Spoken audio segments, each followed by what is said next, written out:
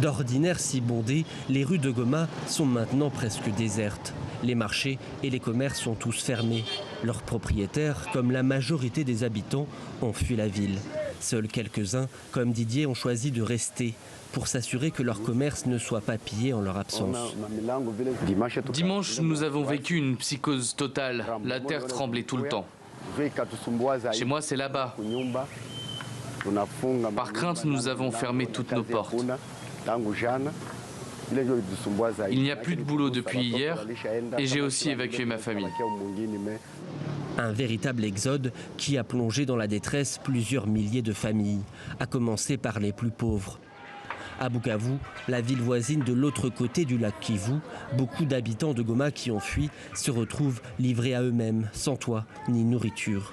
Certains dorment dehors depuis plusieurs jours en attendant d'obtenir une place dans un camp d'hébergement d'urgence. Les autorités locales tentent de trouver des solutions.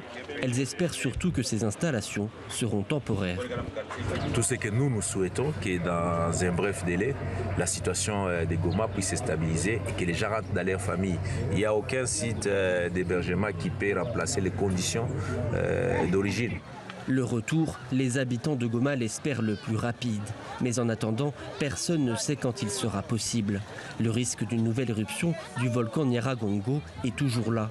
Une éruption qui pourrait être encore plus dévastatrice que la première. Le gouvernement a fait savoir que les habitants ne pourront regagner leur domicile que lorsque la menace sera totalement écartée, sans donner aucune autre information.